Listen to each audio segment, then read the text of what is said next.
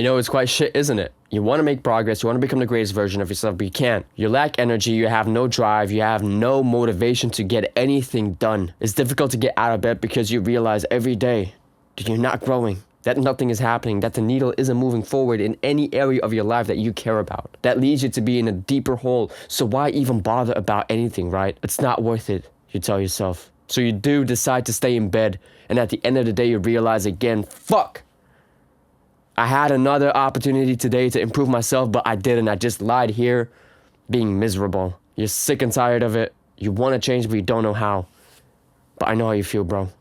I've been in that same position for many years of my life, where I sat in my room just watching Netflix shows, watching Disney Plus shows, smoking weed, being high, not doing anything, and then at the end of the day realizing that I'm just continuously wasting my time. But there's a way out. There's a way out, and it has to start with accepting that the past doesn't define you. The past doesn't define you because just because you didn't take action yesterday doesn't mean that your life is over. Every day you have a new opportunity. Every day is a new given chance. The fact that you are alive. And when I realize the fact that I'm alive today when other people die in their sleep is the opportunity. You're always being pushed, you're always being driven, and the fact that you're constantly realizing this is the opportunity for you to take action. Something is calling you. Answer that calling. Just because you have a questionable past, because you smoked weed, just because you watch shows, just because you went to parties and you don't want to do all of that anymore, but you don't know how to get started, it's okay. It's part of it. We all got to start somewhere. In 2022, I started my self-improvement journey. And something that I've had for a very long time in my life when I was on this journey of self-improvement and developing myself ruthlessly. I constantly identify myself with the past version of myself. I always saw myself as, I don't know if I'm worthy of success because I smoked weed so many times. I don't know if I can properly focus for many hours at one block at one time, because of how much damage I brought to my brain. 3 years have passed since that point. 3 years have passed since I started self-improvement. And there's nothing that I compare to the person that I was in the past besides the fact that I'm an ambitious man. It has allowed me to open up my mind to the possibilities, to trust the process, to trust the fact that just because who I was yesterday doesn't mean that I am that today. Because every day is a new opportunity for me to improve. Okay, yesterday I may have spent a bit too much time on my phone. Okay, today I'm not going to do that anymore. Today I'm going to lock in twice as hard. Okay, I failed again. Doesn't matter. At least I tried. At least I did something. It's all about doing the thing despite the challenges that you experience.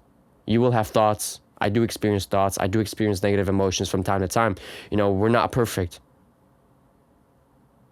And we're never going to be perfect. The crazy thing about the past is that it will haunt you. It will haunt you in your habits. It will haunt you in everything that you do. And especially when you take action, especially when you try to improve, that is when it comes back the hardest. That's some sort of resistance that you are experiencing, because the thing with resistance is resistance doesn't want you to grow. Resistance wants to keep you small, because when you get to realize that you are capable of something and resistance sees that, resistance has no power. Resistance is that what makes you afraid. Resistance is that what tells you, oh, you're not good enough. Resistance is exactly that what keeps you living in the past, because it doesn't want you to grow. So we must acknowledge that resistance is a thing. And then we must attack resistance in every single way.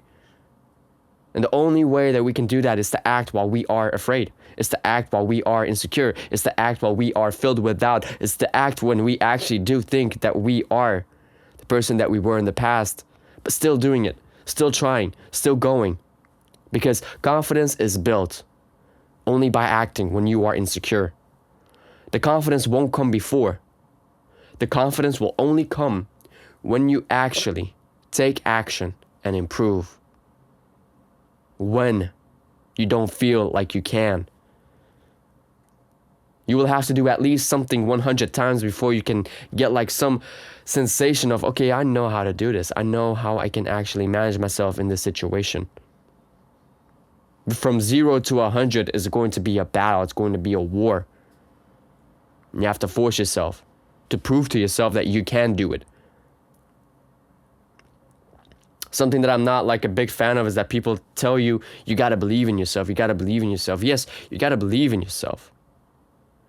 But when I told myself I believe in myself, I wasn't able to believe in myself. Why? Because there were nothing that I could look back to in the past that could confirm the thought that I should believe in myself, because everything that I did wasn't good.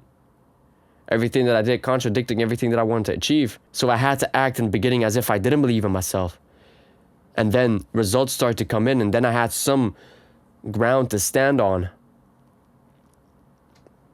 Because if you're deep down in a hole, if you're deep down in depression, nothing in your life is there. There's no ground for you to stand on. So you got to start by acting and pretending that you know what you're doing, but still doing it and experiencing the emotions and persevering, pushing through. If you're watching this video, maybe you have like some energy that tells you you are not doing the right thing. You can trust that, because that's your intuition talking to you. It's exactly that what I followed. I followed my intuition. I followed that deeper calling within me. That thing that told me, this is not a good thing to do. And you can differentiate whether that is negative emotions or actually intuition, because intuition will give you clarity. Intuition will keep you calm. When you realize something and you realize like, oh yeah, wait, this makes sense, that's intuition. When you realize something and you feel like negative emotions, that's usually just negativity. That's not intuition. Intuition gives you clarity. Negative emotions do not. They only cloud you and they make you feel even more insecure. When I had to accept it for myself, like, okay, the past doesn't define me. Who I was yesterday is not who I am going to be today. I had to set something that motivates me. Okay, why do I want to improve? Why do I want to become better? Oh, I want to become better because I don't want to end up in the same situation that I was in. I don't want to end up smoking weed I don't want to end up like a guy who's smoking weed my entire life and ending up mediocre like everybody else. No, I want to get on top of that. I don't want to work a 9 to 5 for my entire life because I wasn't able to acknowledge my fears and I wasn't able to make the steps that were necessary to improve. No, I actually want to stand above that. Oh, I want to improve myself because that will then guide me to, for example, getting married to the woman that I want to get married to. That will get me to provide for my parents in ways that I could never provide for them before. But it starts with me acting right now, although I don't know what I'm doing, although I feel bad, although I feel insecure, although I feel afraid. But by knowing that the past doesn't define me, I already know, like, okay, I have this motivation, I have this energy. And the more energy you feel with it, the better. Emotions are a very crucial thing. Because many people, and I myself included, have tried to disregard my emotions, to not listen to my emotions. But feeling emotions is very crucial because you can never get rid of your emotions. Your emotions will always be part of you. They will always be there, but you gotta learn how to use them to your advantage. When I feel negative emotions towards something, it's gonna be a very good sign for me to either act on something or to not act on something. But now that you know what motivates you, you have to start taking action. But don't set an absurd goal. When I was somebody who was in bed, who couldn't get anything done, I just given myself 10 to 15 to even 30 minutes of my time to just work on that what I want to work about. When I was coming out of depression, I couldn't have a workout for an hour or an hour and a half. That was too scary for me. So what did I do? I was having workouts for 10 minutes. I was just working out for 10 minutes. And I did that every day as much as possible. Or no, not even every day. I did that for 3 days in a week. Just 10 minutes of workout. That allowed me to build up confidence. That allowed me to like get into the flow, like, okay, I'm working out. And then as I got comfortable with that, I started pushing the time to 15 minutes to 30 minutes to then an hour and a half. But I had to start small. If I were to eat a big chunk of that cake of getting fit, that's a very crazy way of saying it, but then I would have just stopped because it would have been too much. It would have pushed me too much out of my comfort zone. But pushing myself too hard will make sure that I will then retract even harder. So I have to start small. At that time, I was seeing the bigger picture. I know that if I act right now with just a little bit over time, that will compound into more and that will compound into better. Because as I get comfortable with doing this, my belief system will grow. I will gain confidence in doing it. I will gain confidence in showing up, because in the beginning, it's all about showing up. As I showed up, I became better at doing it. I became confident, started working out more, started seeing more progress in an extended amount of time. So regardless of what you feel, take action. I had to act when I was afraid. I had to act when I was tired. I had to act when I was insecure. As a result, that allowed me to build confidence. That allowed me to gain momentum, to build up the habit in showing up in whatever it is that I wanted to do, whether it was getting fit, whether it was working, whether it was being a nice guy, a better guy, an improved version of myself, the man that is now aligned to the outcome that he wants to reach. It's a no-brainer.